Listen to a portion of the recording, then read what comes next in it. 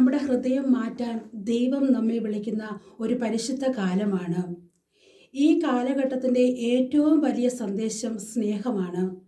തിരുവചനത്തിലൂടെ ദൈവം നമ്മോട് പറയുന്നു, ദൈവം സ്നേഹമാണ്. 1 യോഹന്നാൻ 4:8. ദൈവസ്നേഹം വ്യക്തികളിലൂടെ, ജീവിത സാഹചര്യങ്ങളിലൂടെയൊക്കെ അനുഭവിച്ചറിഞ്ഞവരാണ് നാം ഓരോരുത്തരും. സ്നേഹത്തിൻ്റെ പൂർണ്ണത യേശുനാഥൻ്റെ ക്രൂശിൽ നാം കാണുന്നു. തൻ്റെ ജീവിതം കൊണ്ട് യഥാർത്ഥ സ്നേഹം എന്താണെന്ന് അവിടുന്ന് നമ്മെ പഠിപ്പിച്ചു.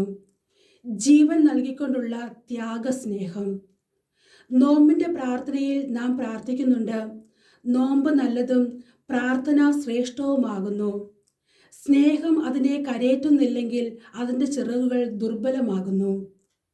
ഈ നോമ്പ് കാലത്ത് നാം ചെയ്യുന്ന ത്യാഗങ്ങൾ സ്നേഹത്തോടു കൂടിയാണോ ചെയ്യുന്നത്, അതോ വെറും ഒരു കടമ നിർവഹണം മാത്രമാണോ? ഇഷ്ടമില്ലാതെ ഒത്തിരിയേറെ വലിയ കാര്യങ്ങൾ ചെയ്യുന്നതിലല്ല, ഒത്തിരി ഇഷ്ടത്തോടു കൂടി ചെറിയ കാര്യങ്ങൾ ചെയ്യുമ്പോഴാണ് ദൈവം കൂടുതൽ സംപ്രീതനാകുന്നത്.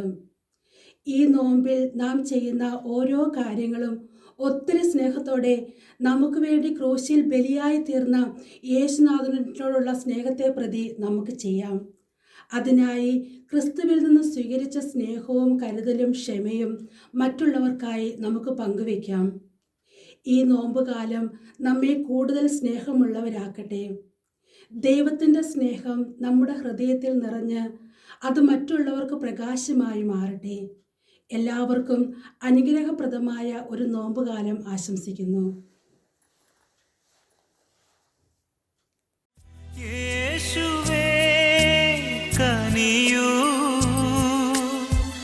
അകന്നു